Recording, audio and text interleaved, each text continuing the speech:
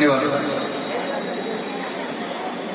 आज बिहार दिवस 2023 के अवसर पर मंचासीन आदरणीय जिला पदाधिकारी महोदया, मंच पर उपस्थित सभी हमारे जिले के वरीय पदाधिकारीगण, मंच पर उपस्थित जिले के सभी वरीय जनप्रतिनिधिगण, सामने की दीर्घा में उपस्थित सभी वरीय पदाधिकारीगण एवं शहर के गणमान्य आदरणीय हमारे सहयोगी, सभा में उपस्थित आदरणीय माताएं, भाइयों तथा बहनें, उपस्थित सभी प्रिंट तथा इलेक्ट्रॉनिक मीडिया के बंधुगण, आज 22 मार्च 2023 को हमारे बिहार राज्य का 111वां स्थापना दिवस है। जैसा कि सर्वविदित है कि बिहार राज्य की स्थापना सन 1912 ईस्वी में आज ही के दिन यानी 22 मार्च को भारत पर ब्रिटिशकालीन शासन के दौरान हुई थी। तदुपरांत सन 1935 ईस्वी में बिहार से ही अलग उड़ीसा होकर हमारे राज्य को एक नया आयाम मिला और अंग्रेजों से स्वतंत्रता प्राप्ति के बाद 21वीं शताब्दी की शुरुआत में बिहार से पृथक झारखंड अलग राज्य बना और आज हम अपने बिहार के साथ हैं। प्राचीन काल से ही बिहार हमारे भारत देश के इतिहास में अपने समृद्धशाली एवं गौरवमयी परंपरा के रूप में अग्रणी रहा है। जहां भारत के पहले साम्राज्य में मगध साम्राज्य की स्थापना ईसा पूर्व 6वीं शताब्दी में ही हो गई थी, वहीं बौद्ध धर्म और जैन धर्म के का अभ्युदय और पालक के रूप में बिहार का संपूर्ण विश्व में अपना विशेष स्थान रखता है। ये सर्वविदित है कि विश्व विजेता की चाह और राह पर निकला यूनानी सम्राट सिकंदर की सेना मगध की सेना के गजों यानी हाथियों की सेना के भय से भाग खड़ी हुई थी। लगभग इसी समय पूरे विश्व को शांति और दर्शन का ज्ञान देने वाले नालंदा और विक्रमशिला विश्वविद्यालय की स्थापना हुई थी। इन विश्वविद्यालयों में ज्ञान का पताका और कीर्ति न सिर्फ अपने पड़ोसी राष्ट्रों जैसे चीन, श्रीलंका तक पहुंची, बल्कि आगे जाकर सुदूर पूर्व अवस्थित थाईलैंड, कंबोडिया, कोरिया, वियतनाम और जापान तक पहुंची। मगध साम्राज्य की परंपरा से कहीं आगे जाकर आचार्य चाणक्य की सहायता से महान मौर्य वंश की स्थापना हुई, जिसके अग्रणी सम्राटों के रूप में चंद्रगुप्त मौर्य और अशोक आए, जिनकी कीर्ति पताका संपूर्ण विश्व पर फहराया। मगधकालीन भारत में भी बिहार अपने गौरवमयी परंपरा को लेकर आगे बढ़ता रहा है। स्वतंत्रता प्राप्ति के बाद बिहार के ही डॉक्टर राजेंद्र प्रसाद देश रत्न के रूप में भारत के सर्वप्रथम राष्ट्रपति चुने गए, जो हमारे बिहार के लिए बहुत गौरवशाली परंपरा रही। आज 21वीं सदी और तीसरी सहस्त्राब्दी में भी बिहार और बिहार के वासियों का देश के प्रति समर्पण और योगदान अनवरत रूप से जारी है। जहां बिहार के लोग पूरे भारत के अलग अलग हिस्सों में, अलग अलग राज्यों में आईएएस और आईपीएस अधिकारियों के रूप में देश की सेवा में अपना योगदान दे रहे हैं, वहीं डॉक्टर्स और इंजीनियर्स विश्व के सभी प्रमुख देशों अमेरिका, जर्मनी, ब्रिटेन, फ्रांस आदि में भी डॉक्टर, इंजीनियर और वैज्ञानिक के रूप में अपना योगदान दे रहे हैं और अपना परचम लहरा रहे हैं। बिहार के पर्व त्योहारों की महिमा इतनी बढ़ गई है कि छठ महापर्व आज न सिर्फ पूरे हिंदुस्तान में बल्कि संपूर्ण देश के प्रमुख देशों में, विश्व के प्रमुख देशों में भी काफी श्रद्धा और भक्ति भाव से मनाया जा रहा है। आज बिहार और बिहारवासियों ने अपने नाम को सार्थक कर दिया है, नए नए मुकामों को प्राप्त करके। आज बिहारी होना, कहलाना और मानना नाज और गौरव का पर्याय बन चुका है। आज बिहार स्थापना दिवस के शुभ और पावन अवसर पर मैं अररिया की धरती से इस पाक और पवित्र राज्य को सलाम और प्रणाम करता हूँ। साथ ही माननीय श्री नीतीश कुमार मुख्यमंत्री बिहार को धन्यवाद और आभार व्यक्त करता हूँ, जिनके कुशल नेतृत्व और निर्देशन में बिहार राज्य स्थापना दिवस को व्यापक रूप से मनाने की शुरुआत की गई। अंत में मैं यही कहना चाहूँगा कि हम सभी बिहारवासी इस बात का प्रण लें कि हमारे सभी कदम विकास, सामाजिक समरसता, सामाजिक समानता, सामुदायिक सौहार्द, सामाजिक शांति बनाए रखने के प्रयासों की तरफ बढ़ते रहे। जय हिंद, जय बिहार। प्रशासनिक स्तर से दूर की जा चुकी है, इसलिए हम लोग निरंतर आपसी सहयोग से सभी क्षेत्रों में अपना योगदान दें ताकि बिहार अति सुंदर बिहार बने और इस तरह का सुंदर बिहार बनावे जो भारत में इसका विकास मॉडल की बात भी हुई है कि निश्चित रूप से इसके दूसरे जिला राज्य इसका अनुकरण कर रहे हैं, तो हम इतना प्रयास करें, हमारा सहयोग और सबके सहयोग से बिहार भारत में सबसे अग्रणी राज्यों में गिना जाए। इसके लिए हम आप सबों से सहयोग की अपील भी करते हैं कि आप भी हृदय गए अपने ये मन गए।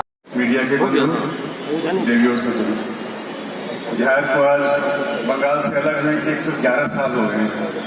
111 साल की यात्रा हमारी भूतपूर्व रही। इसमें बिहार ने अच्छे और बुरे दिन सब देखे हैं और विकास के नए सोपानों को तय किया है, लेकिन अभी हमें मीट चलना है, लंबी यात्रा तय करनी है। बिहार को विकास के उच्चतम पायदान पर ले जाना है, जहाँ 1950 तक बिहार हुआ करता था। और इसके लिए हमें अपने आप से, नियति से, डेस्टिनी से, भाग्यवश से प्रतिज्ञा करनी होगी। मुझे याद आती है रॉबर्ट फ्रॉस्ट की कुछ पंक्तियां, The woods are lovely, dark and deep, but and miles to go before I sleep, and miles to go before I sleep. इसका भावानुवाद हरिवंश साहब बच्चन ने बहुत मनोहर रूप से किया है। गहन सघन मनमोहक मंत्र मुझको आज बुलाते हैं, किंतु किए जो वादे मैंने याद मुझे आ जाते हैं। अभी कहाँ आराम बदा, यह मुख निमंत्रण चलना है। अरे अभी तो मिलो मुझको चलना है। धन्यवाद। अशोक कुमार सिंह साहब, मंच पर उपस्थित डीडीसी साहब, एजीएम साहब, उप मुख्य पार्षद जी, उपाध्यक्ष जिला परिषद महोदया, एसडीओ साहब, डीएसपी साहब, अन्य सम्मानित मंच आसीन, यहाँ पे उपस्थित अररिया के सम्मानित जिला स्तरीय पदाधिकारीगण, यहाँ पे उपस्थित पत्रकार बंधुओं, यहाँ के अररिया के सम्मानित नागरिकगण, सबसे पहले मैं अपनी तरफ से आप सबों को बिहार दिवस की हार्दिक शुभकामनाएं देता हूँ और आशा करता हूँ कि अररिया के विकास में, बिहार के विकास में आपका बहुमूल्य योगदान मिलता रहेगा। साथियों, आज जो विषय है, जिस विषय पर आज हम बिहार दिवस मना रहे हैं, निश्चित रूप से हम इस मंच से बिहार के लोकप्रिय मुख्यमंत्री आदरणीय नीतीश कुमार जी के प्रति भी सम्मान व्यक्त करते हैं कि जिन्होंने अपने मुख्यमंत्री काल में ये निर्णय लिया कि बिहार का एक पुराना इतिहास रहा है और बिहार ने विश्व में अपनी पहचान बनाने का प्रयास किया है। निश्चित रूप से इस पुराने इतिहास के लिए बिहार दिवस मनाना चाहिए, इसके लिए इस मंच से उनको भी धन्यवाद देते हैं। साथियों, बिहार की धरती ने एक से एक महान पुरुष को जन्म दिया। यहाँ आर्यभट्ट जैसे गणितिक मैथमेटिशियन जिसने विश्व में अपनी लोहा मनवा दी, इस धरती ने गौतम बुद्ध को पैदा किया और इस यहाँ पे ही नालंदा यूनिवर्सिटी जो विश्व विख्यात यूनिवर्सिटी है, जो गुरु सिखों के 10वें गुरु का जन्म पटना साहिब में हुआ। इस तरह ये बिहार का एक मजबूत इतिहास रहा है। जब हम बंगाल से अलग हुए निश्चित रूप से हम तमाम उन महापुरुषों के प्रति भी सम्मान व्यक्त करते हैं कि जिन्होंने बिहार को बनाने के लिए और बिहार को अन्य राज्यों के से कम नहीं आंकने वाले राज्य को बनाने के लिए सभी ने, चाहे वो प्रशासनिक पदाधिकारी हो या यहाँ की जो आम नागरिक हो, इन सब के अथक प्रयास से बिहार ने अपनी एक अलग पहचान बनाई है। हम सभी क्षेत्रों में, हम जो क्षेत्र है शिक्षा का क्षेत्र है, 2 कार्यक्रम रखे गए हैं। इसमें सबसे पहले जो बिहार दिवस को देखते हुए जो बिहार अररिया जिला में जो कल्याणकारी योजनाएं चल रही हैं, उसमें जितने भी लाभुकों को आच्छादित किया गया है, उनको आज हम लोग बिहार दिवस के अवसर पर यहाँ पे उनको लाभों को यहाँ बुला के उनको सम्मानित भी करेंगे। इस क्रम में मैं पढ़ रहा हूँ सबसे पहले लोहिया स्वच्छ बिहार अभियान द्वितीय चरण के तहत ग्राम चिकनी अररिया में वेस्ट प्रोसेसिंग यूनिट का उद्घाटन हुआ है, जिसमें श्रीमती मुखिया अजलिमा खातून, स्वच्छता कर्मी मोहम्मद गुलाल और तुरिया देवी अभी तैयार रहेंगे। अभी कृपया अभी रुक जाएंगे, अभी तैयार रहेंगे, पहले इनको बुलाया जाएगा। इसके बाद बिहार अररिया जिला की जो एक उपलब्धि हुई है, इन बच्चों को आगे इनका भाग्य और इसका मेहनत। थोड़ा बाबू एक बार तो अपना परिचय दे दो। मैं श्रद्धा कुमारी +2 रामनंदन उच्च विद्यालय रमेन की छात्रा हूँ, 11th की। अभी जो ये तुमको सर्टिफिकेट डीएम क्या तो इससे तुमको कितना खुशी है? बहुत खुशी है, हम बहुत खुश है कि आज पहली बार मैं डीएम मैम से मिली, उनके हाथ से मुझे सर्टिफिकेट मिला, मुझे बहुत खुशी है। ये सीखने का मौका किससे मिला? आशीष सर से। सर आइए। ठीक है सर आइए ना। उसको भी ये मेरे आर्ट टीचर हैं और आज जितना भी प्राइज मिला है, जो भी मिला है, मुझे जो भी आता है सब इन्हीं के वजह से आता है। ये मेरे आर्ट टीचर है और थैंक्स टू पापा जो मेरे हमेशा सपोर्ट अच्छा, ये पापा है आपका? हर चीज में मेरा सपोर्ट करते। क्या आप थोड़ा सा मतलब बताएंगे बच्ची को, मतलब जो डीएम के हाथों सम्मानित किया गया है, इसमें आपका कितना, मतलब आपको तो बहुत उत्साह होगा। हाँ, तो इसके बारे में थोड़ा सा कुछ बताएंगे, बच्चे कब से मतलब ये चीज सीख रही है और इसका जो आज नतीजा आपको देखने को मिला? ये बचपन से जो है ना, थोड़ा थोड़ा छोटा छोटा फोटो मोबाइल में देख करके बनाती रहती थी और घर में जहाँ तहाँ दीवार पर चिपकाती रहती थी। तो हमको लगा कि इसमें ये आर्ट है, तो इसी विधा में इसको आगे बढ़ाया जाए।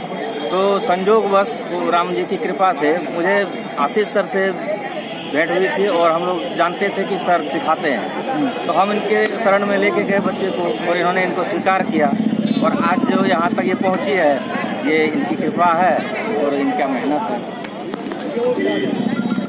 मंच पे उपस्थित पुलिस अधीक्षक महोदय और विकास आयुक्त, अपर समाहर्ता, अध्यक्ष जिला परिषद, उपाध्यक्ष जिला परिषद, उप महापौर नगर परिषद अररिया, उपस्थित प्यारे जिला वासियों, स्कूल के बच्चों, प्रिंट इलेक्ट्रॉनिक मीडिया के पत्रकार बंधुओं, आप सभी लोगों को बिहार दिवस के 111वें वर्षगांठ की हार्दिक शुभकामनाओं के साथ आज का एक अपनी बात मैं रखना चाहूंगी। मेरे से पूर्व के वक्ताओं ने बिहार दिवस क्यों मनाया जाता है, बिहार दिवस मनाने के पीछे का इतिहास, बिहार के गौरवशाली इतिहास को बहुत ही विस्तृत जानकारी दी सभी लोगों को। और चूंकि हम लोग 111वां स्थापना दिवस 111वीं वर्षगांठ मना रहे हैं अपने राज्य के लिए, तो मैं आप सब लोगों को ये समर्पित करना चाहूंगी, यहाँ के सभी बिहार वासियों को, यहाँ जिला वासियों को, हमारे देश के बाहर जितने बिहार वासी रहते हैं, बिहार के लोग रहते हैं, उन सभी को बिहार दिवस की हार्दिक शुभकामनाएं। ये बिहार दिवस हम सब लोगों के लिए स्मरण करने के लिए है अपने गौरवशाली इतिहास को, बिहार की जो आध्यात्मिक, सांस्कृतिक और राजनीतिक पहचान है, जो विरासत है, उस पर गर्व करने के लिए। बिहार कई मायनों में, कई क्षेत्रों में अग्रणी रहा है और सभी अन्य राज्यों का और कई जगहों पर विश्व पटल पर भी एक मार्गदर्शक की भूमिका में रहा है। चाहे बात प्रथम गणतंत्र की हो या अन्य किसी भी सामाजिक न्याय की, सद्भाव की, एकता की, तो वो एक बहुत अलग तरीके का उदाहरण प्रस्तुत करता है जो सभी अन्य लोगों के लिए एक अनुकरणीय है। ये दिवस हम सब लोगों को अपने आप पे गर्व करने का है, क्योंकि कोई भी राज्य उसमें रहते हुए लोगों से बनता है। जैसे घर वालों से बनता है, वैसे ही राज्य के वासियों से बनता है।